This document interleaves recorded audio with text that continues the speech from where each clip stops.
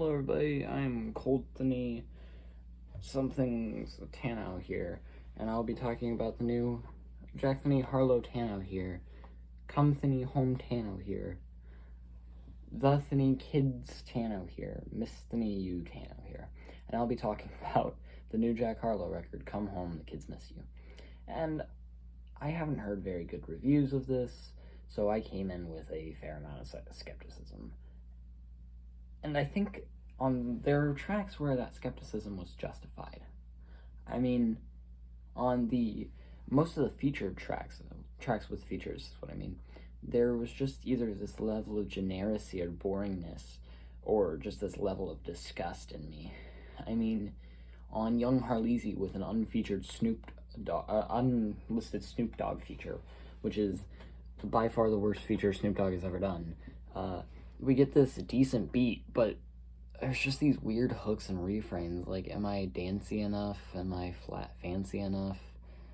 Tell me if I'll ever be enough? Like, what is this? Or on Movie Star with Pharrell Williams, we get this terrible Pharrell Williams verse that doesn't sound like he ever heard the beat and just sang and did his usual rap thing with the vocals. Or on Parent Trap with Justin Timberlake. Justin Timberlake actually does fine on here, but he just doesn't match the flow of the song. He's the chorus, but it doesn't really add anything. It's just sort of there to be a buffer between verses. Or Poison with Lil Wayne. Lil Wayne doesn't work here at all. To be fair, I think Lil Wayne worked really well on that What's Poppin' remix, but here it just doesn't.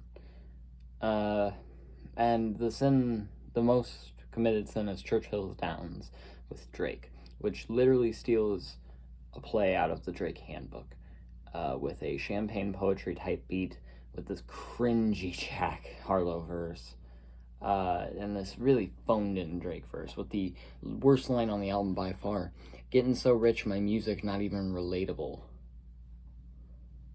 Cool, bro. Shut up. But there are plenty of good tracks to be had here. The two singles, First Class and Nail Tech, I really like First Class, and I enjoy Nail Tech. I know a lot of people didn't, but I really did. The closer, State Fair, has this really well done flute-led beat with some great bass, and a great flow on it.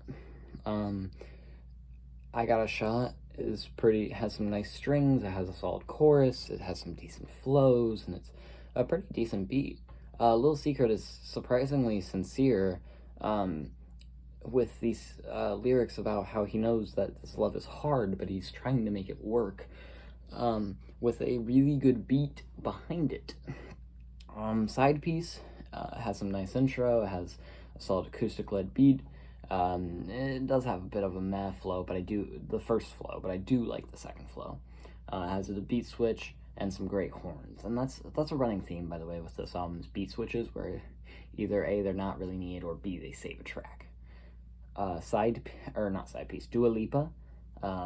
It's a pretty alright song. It's a generic Jack Harlow song, but I do love me a generic Jack Harlow song.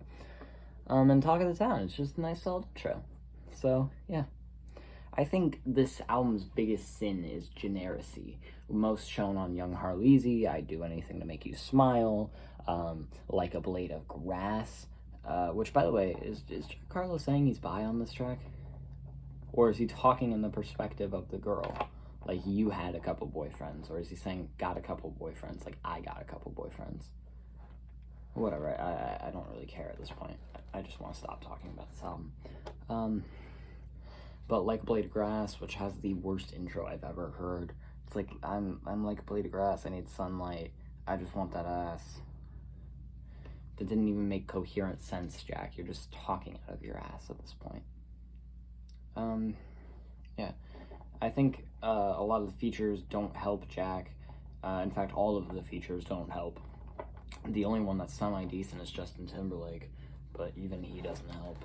And I think Jack is best when he keeps to his shtick, and I think this album's biggest sin is either trying to go too much at once and be either too emotional or too loud or too anything, or is just this boring, bland genericy in either a beat choice that doesn't work, or flows that I've heard too many times, or bars that just physically disgust me. Yeah. Overall, while I didn't hate this album, I didn't love it either. In fact, I did like it to an extent. I don't think it's not going to be in my album of the year, but it's pretty much the same experience as his last album, except I think his last album will stand the test of time more, aside from that already Best Friends track. I think overall, I'm going to give this album a light to a decent 6 out of 10. I want to know what you guys thought about the album in the comments. I hope you have a wonderful day, evening, week, month, whatever you're doing it, make it wonderful.